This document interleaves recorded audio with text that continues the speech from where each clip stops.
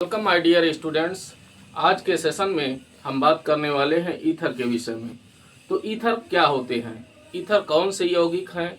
तो याद रखिए कि वे सभी यौगिक जिनका सामान्य सूत्र R single bond O single bond R' होता है ईथर बोले जाते हैं। आपको पता होना चाहिए कि R क्या है। R के विषय में हमने पीछे वीडियो में चर्चा की थी कि R जो है वो एल्किल समूह है जिसका सामान्य सूत्र CnH2n+1 होता है। इन्हें एल्किल समूह कहा जाता है। लेकिन यहाँ पर आपको पता होना चाहिए कि R एल्किल समूह के रूप में भी हो सकता है, R एरिल समूह के भी रूप में हो सकता है। तो अगर एरिल समूह बैठा हुआ हो तो भी वो ईथर की श्रेणी में जाता है, अगर एल्किल समूह बैठे हों तो भी वो ईथर की श्रेणी में जाते हैं। अब यहाँ पर हम जैसे हमने ये लिखा, ये आवश्यक नहीं कि दोनों इसी स्वरूप वाले समूह बैठे हों, ये भी हो सकता है कि ऑक्सीजन के दोनों ओर एरिल समूह जुड़े हो सकते हैं, एक एरिल समूह और एक एल्किल समूह हो सकता है। तो इनको एल्किल एरिल ईथर कहा जाता है या एरिल एल्किल ईथर कह दीजिए। ये केवल एरिल ईथर होता है, ये केवल एल्किल ईथर होता है।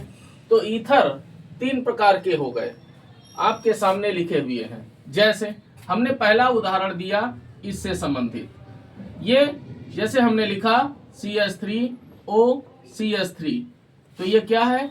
डाई एथिल ईथर, मतलब डाई मेथिल ईथर। दो मेथिल समूह बैठे हुए हैं तो ये है डाई मेथिल ईथर। ऐसे ही अगर लिखा हो C2H5OC2H5 तो ये है डाई एथिल ईथर।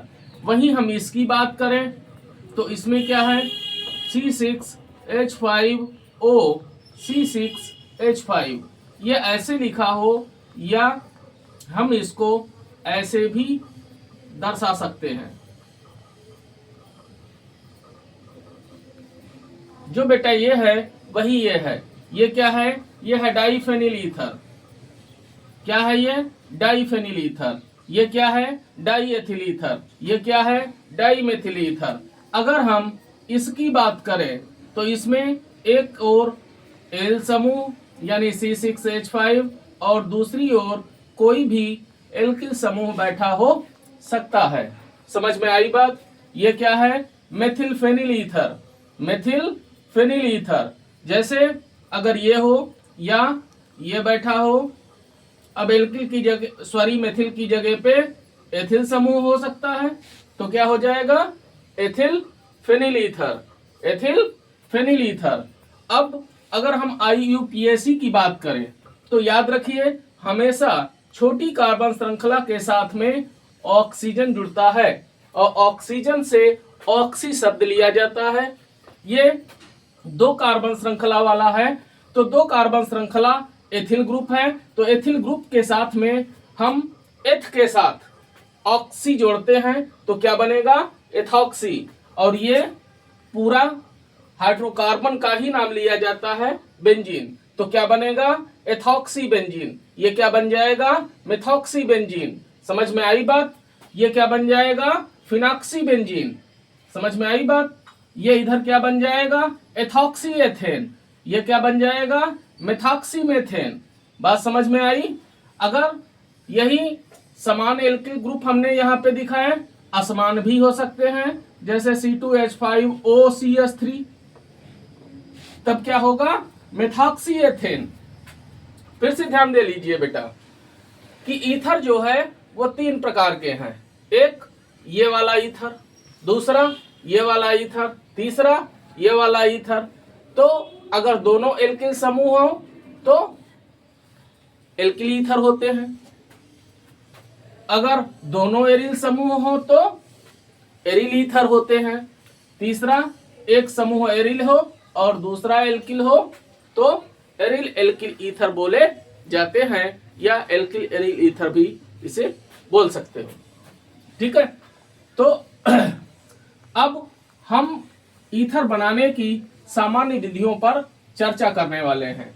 उसमें जो सबसे पहली विधि है वो है विलियमसन संश्लेषण विधि। विलियमसन संश्लेषण विधि, आइए हम बात करते हैं इस विधि के पर। बहुत ही अच्छी विधि है ईथर बनाने की, इसे अच्छी विधियों में शुमार किया जाता है।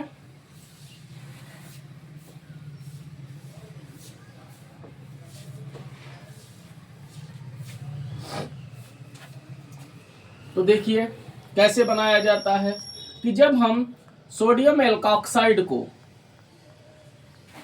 किसको, सोडियम एल्कोक्साइड को, ये बेटा हो गया सोडियम एल्कोक्साइड, इस पर प्लस चार्ज और इस पर माइनस चार्ज होता है, यानी इनके बीच में विद्युत संयोजी बंध पाया जाता है। यह है सोडियम एल्कोक्साइड। सोडियम एल्कोक्साइड की क्रिया जब हम एल्किल हैलाइड से कराते हैं, एल्किल हैलाइड क्या होता है, ये है। अब ये समान समूह भी हो सकते हैं और भिन्न भी हो सकते हैं, तो भिन्न अगर है तो हम R डैश लगा देते हैं। तो ये जब आपस में क्रिया करते हैं तो ये इतना जो भाग है ये इसका टूटकर पृथक हो जाता है, ये अलग हो जाएगा। समझ में आई बात? तो क्या बनेगा, ईथर बन जाएगा और सोडियम का हैलाइड बन जाता है। समझ में आई बात? अब इस विधि के द्वारा हम विभिन्न प्रकार के ईथरों का हम निर्माण कर सकते हैं, इसीलिए इसको ईथर के निर्माण की अच्छी विधियों में रखा गया है। चलो आते हैं, बात करते हैं भाई। उदाहरण, पहला उदाहरण मैं लेता हूं। मैंने ले लिया sodium methoxide, CH3ONa, sodium methoxide ले लिया, ठीक है। और इधर हमने कोई भी, आप हेलो एल्केन ले लीजिए, ब्रोमाइड ले लो, हैं? सबसे अच्छा ब्रोमाइड माना गया है, आसानी से जो है वियोजित हो जाता है। तो हमने मेथिल ब्रोमाइड ले लिया, ठीक है। तो ये इतना भाग इसका टूटकर पृथक हो जाएगा बेटा, ठीक है। तो क्या बना, CH3OCH3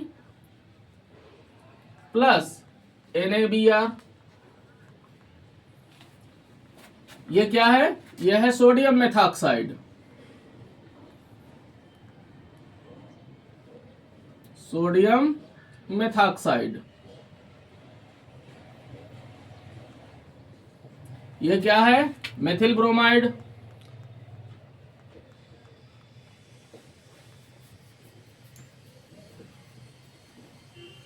मेथिल ब्रोमाइड। तो ये फिर क्या बन गया, डाईमेथिल ईथर।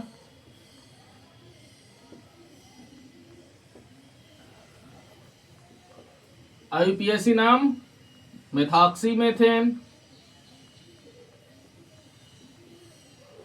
मेथॉक्सीमेथेन। और ये बेटा क्या बन गया, सोडियम ब्रोमाइड। ये सह उत्पाद हो गया, सोडियम ब्रोमाइड। अब एक चीज याद रखो, अगर दोनों एक ही जैसे समूह हो तो उसे सममित ईथर कहा जाता है। कैसा ईथर, सममित ईथर बोला जाता है। अच्छा, वहीं हमने सोडियम मेथॉक्साइड ले लिया, C2H5ONa, सोडियम मेथॉक्साइड ले लिया। इधर हमने मेथिल ब्रोमाइड ही रखा, तो क्या होगा, फिर वही कार्य होगा, कि सोडियम ब्रोमाइड पृथक हो जाएगा।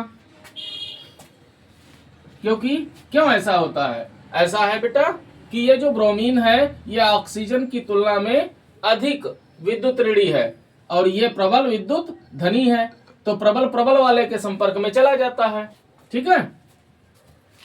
तो क्या होता है C2H5O CH3 plus sodium bromide. समझ में आई बात। अगर हम इसके सामान्य नाम की बात करें तो हम एथिल को पहले लेंगे। क्यों? क्योंकि सामान्य नामों में क्या होता है, अल्फाबेटिकल लिया जाता है। एथिल में ई आता है, मिथिल में एम आता है, अल्फाबेट में ई पहले और एम बाद में आता है। इसलिए इसका नाम क्या हो जाएगा, एथिल मेथिल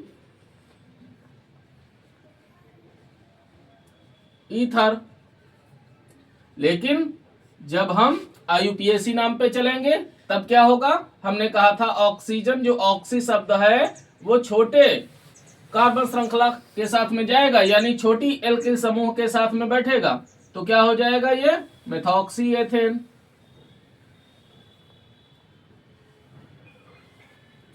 मेथॉक्सी एथेन, ठीक है। अच्छा, ये क्या है, ये है सोडियम एथॉक्साइड, सोडियम एथॉक्साइड।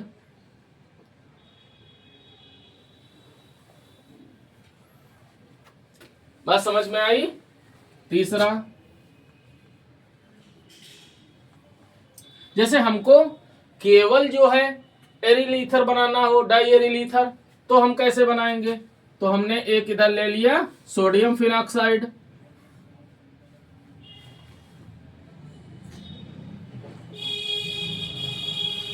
ये हमने सोडियम फिनॉक्साइड ले लिया।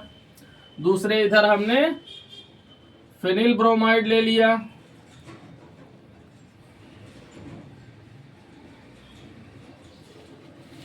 ठीक है।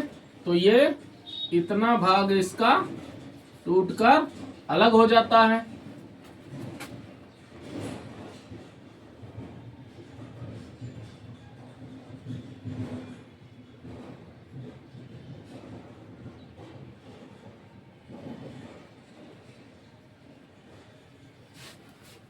ये क्या बन गया, डाईफेनिल ईथर।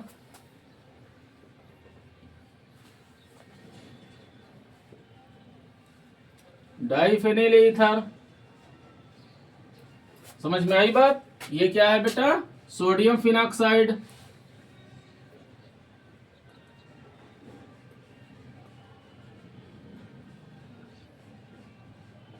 Sodium phenoxide.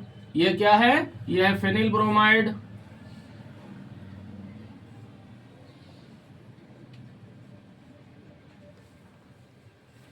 समझ में आई बात। आईयूपीएसी की नाम हम बात करें तो ये ब्रोमोबेंजीन है। क्या है, ये ब्रोमोबेंजीन है बेटा, ठीक है। अच्छा, अगर हम एरिल एल्किल ईथर बनाना चाहें तो हम एक इधर ये ले लेते हैं, दूसरा हम ये ले लेते हैं, क्या दिक्कत है।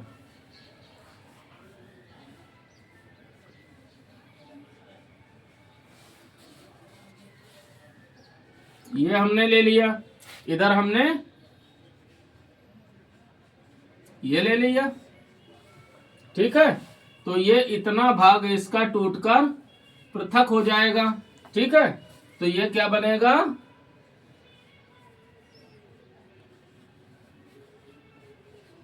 मेथिल फेनिल ईथर और सोडियम ब्रोमाइड बन जाता है। ये क्या है, मेथिल फेनिल ईथर,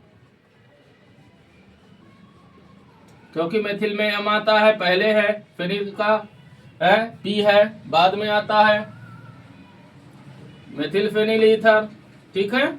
आईयूपीएसी की बात करें तो ये क्या है, मेथॉक्सी बेंजीन है, मेथॉक्सी बेंजीन है, समझे बेटा। तो इस तरीके से हम विलियमसन संश्लेषण विधि के द्वारा हम विभिन्न प्रकार के ईथरों का निर्माण कर लेते हैं। बात समझ में आई। अच्छा, दूसरी विधि पर हम चर्चा करने वाले हैं।